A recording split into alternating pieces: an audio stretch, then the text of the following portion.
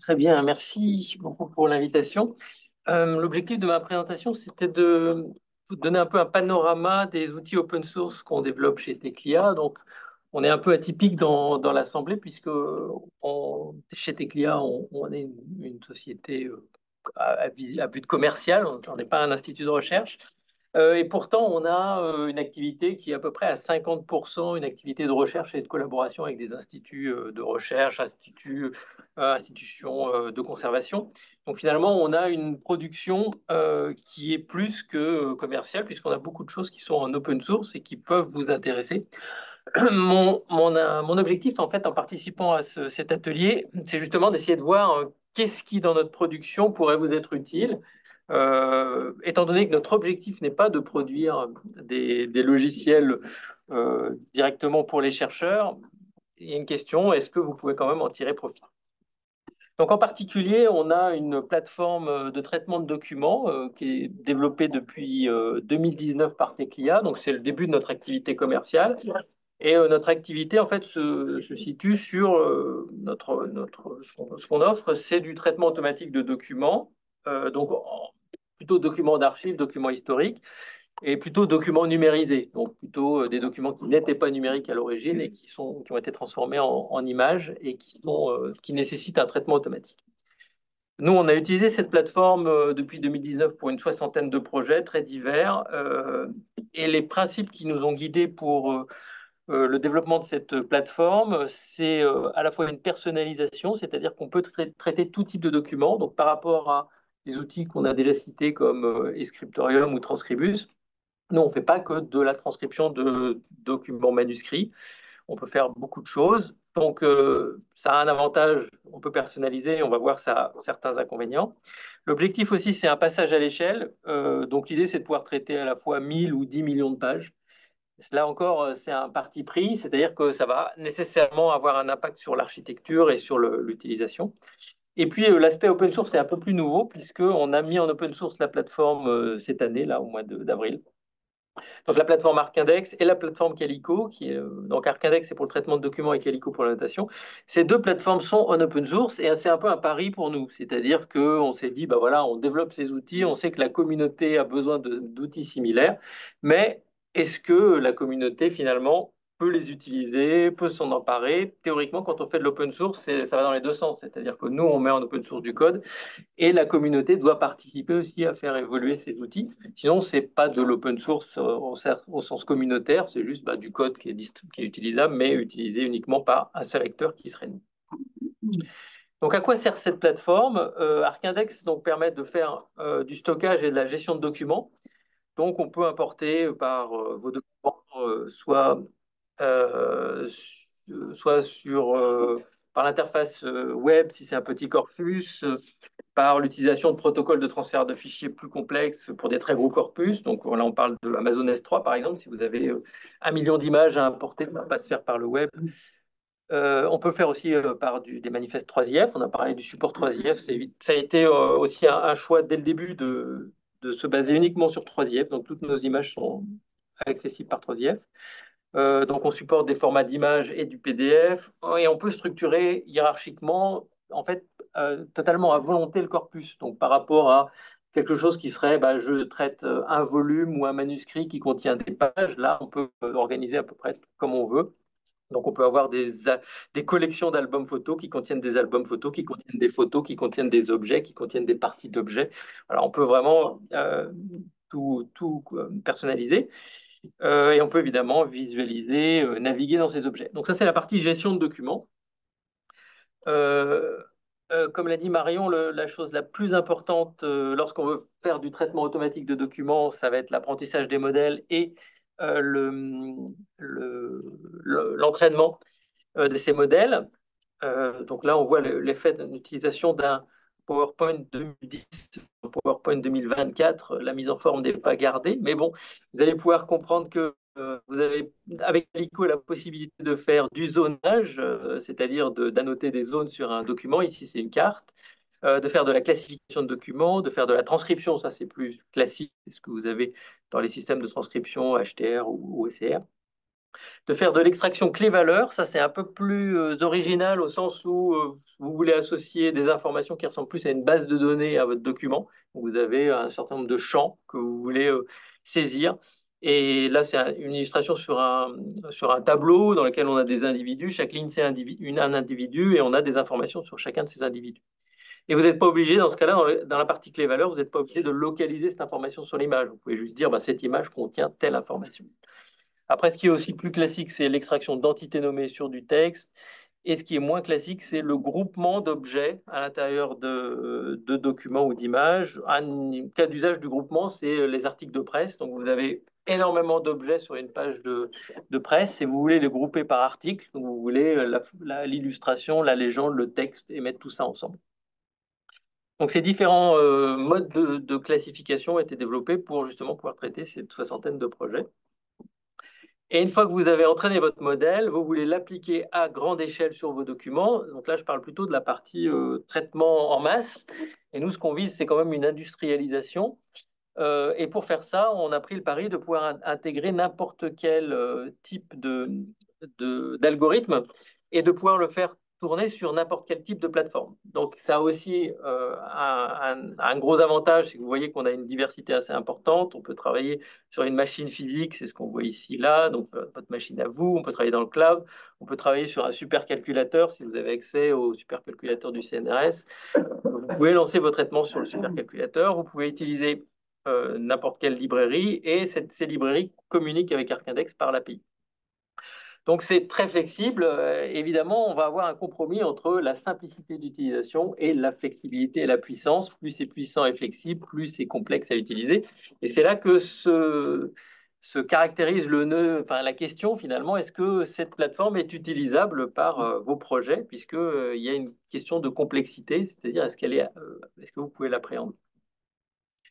Donc, quelques types d'applications. En fait, ArcIndex, c'est une plateforme, c'est-à-dire que vous avez un certain nombre d'algorithmes qui sont déjà intégrés dans la plateforme, mais l'idée, c'est que si vous développez un algorithme spécifique, vous pouvez l'apporter dans la plateforme et traiter vos documents. Et quels sont les types de traitements qu'on peut faire? Alors, on les a regroupés par grands types, on va dire classification. Vous avez un objet, souvent une image, et vous voulez la classifier. Structuration, c'est souvent une demande qu'on a, c'est-à-dire vous avez un objet complexe et vous voulez comprendre comment est formé cet objet. Ça peut être une page de presse, comme on l'a vu, mais ça peut être aussi dans un registre ou un livre. Vous avez une organisation en sections, ces sections sont thématiques et vous voulez taguer chaque section thématique. Rien que l'organisation en multicolonnes, par exemple, peut être complexe. Et vous avez des documents qui contiennent différents types d'informations. Donc, ce qui est plus connu, c'est OCR, HTR. Donc là, ça va être reconnaissance d'écriture imprimée ou manuscrite pour faire de l'extraction d'informations. L'extraction d'entités dans des registres. Donc, vous avez à la fois la transcription et l'extraction des entités qui peuvent être des personnes, des lieux. Et ce qui est nouveau, c'est l'analyse de photos, par exemple, avec du tagging. En fait, la grande évolution récente des modèles de machine learning, c'est qu'il y a de plus en plus de modèles qu'on peut tester et qui sont disponibles un peu sur étagère. Comme l'a dit Julien, ils ne sont pas nécessairement adaptés à vos besoins, mais par contre, on peut faire un premier essai. C'est-à-dire qu'on peut prendre un modèle de Facebook et lui demander d'analyser une photographie et il va donner des informations sur cette photographie. Alors, elles ne seront pas toujours pertinentes, elles ne seront pas toujours adaptées. Mais ce qu'on croit, nous, c'est que vraiment la partie modélisation elle-même, en fait, il y aura de plus en plus de modèles disponibles et il faut pouvoir les tester rapidement. Et donc, pour savoir est-ce que vraiment on a besoin de développer un modèle spécifique ou on peut utiliser quelque chose qui existe. Quelques exemples de projets. Donc, un projet, alors j'ai choisi uniquement des projets plutôt institutionnels. Avec les archives nationales là, en reconnaissance d'écriture, ce qui était nouveau dans ce projet, c'est que on a fait, donc l'objectif, c'était d'indexer des fiches d'index, enfin de faire de la transcription et de l'extraction d'informations dans des fiches d'index comme ça, qui sont très présentes aux archives nationales, 400 000 fiches, dans lesquelles on doit à peu près extraire à peu près tout le temps le même type d'informations.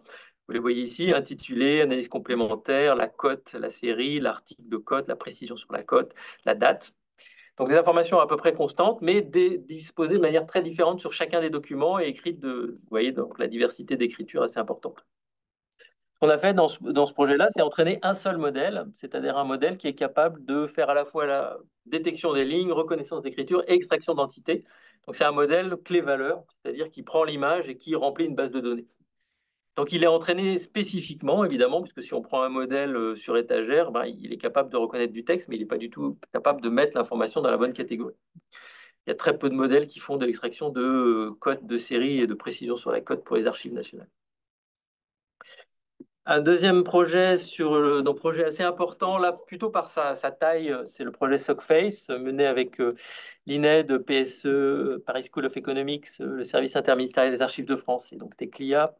Un projet un peu fou qui consiste à essayer de reconnaître, enfin classifier, structurer, reconnaître et faire le jumelage de 100 ans de recensement français entre 1836 et 1936, à peu près 30 millions d'images. Alors le volume est assez important, et ce qui est aussi important, c'est que en fait, ces images ne sont pas à un seul endroit, elles sont dans les 100 archives départementales, donc il faut déjà aller les chercher, ces images, puis les traiter. Donc là, c'est un projet qui a deux axes en fait qui sont un peu les défis. Il y a l'axe de la dimension du nombre d'images et il y a aussi l'axe de la complexité du traitement, puisque appliquer un traitement très complexe sur un très grand nombre d'images, ben, ça multiplie la complexité globale du projet. Et c'est là qu'on met en œuvre toute la partie traitement distribué, passage à l'échelle d'Arcindex, puisqu'on utilise le supercalculateur Jean Z du CNRS pour faire ces traitements. Donc, il a fallu développer aussi ce support. Et dernier projet sur le projet Icaria, qui nous vaut la participation au consortium Pictaria. C'est donc le projet avec le musée Guimet.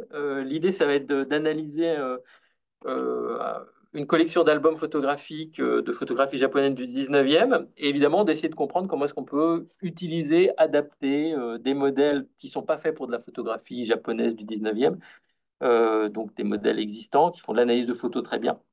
Comment est-ce qu'on peut les utiliser sur ce type de photographie? Et ce qu'on voit, c'est que depuis le début du projet, c'est-à-dire fin d'année dernière, les modèles n'étaient pas très bons.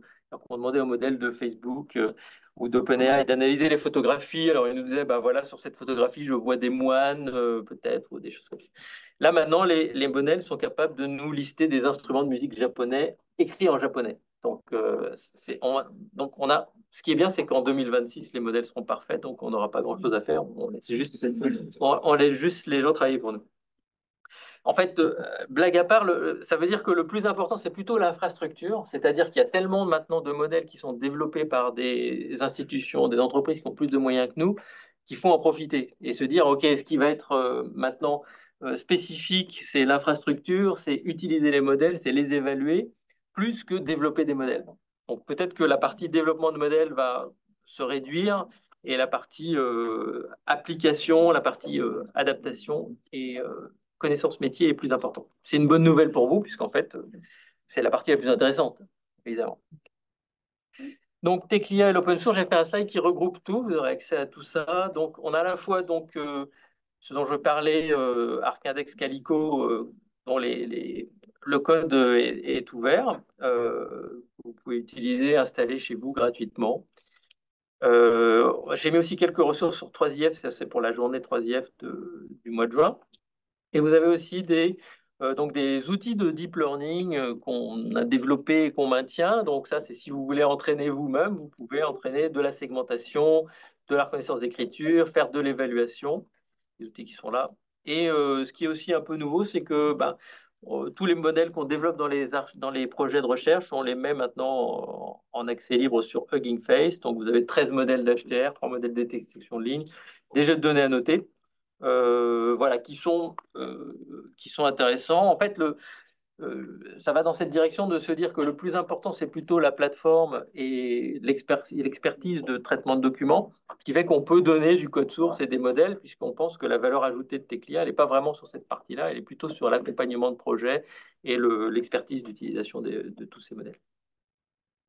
Donc la question que je pose finalement, c'est est-ce que Arcindex peut vous servir? Donc, on a vu que personnalisation, traiter tout type de documents, passage à l'échelle, ça implique une puissance d'Arcindex, mais aussi une complexité. Donc, c'est plutôt pour un expert. Et la question à laquelle j'aimerais trouver une réponse aujourd'hui, c'est est-ce que si on rajoute de la documentation, de la formation, des développements spécifiques peut-être pour l'interface utilisateur, ça peut servir à Pictoria et on le verra cet après-midi, ce sera le test. Voilà.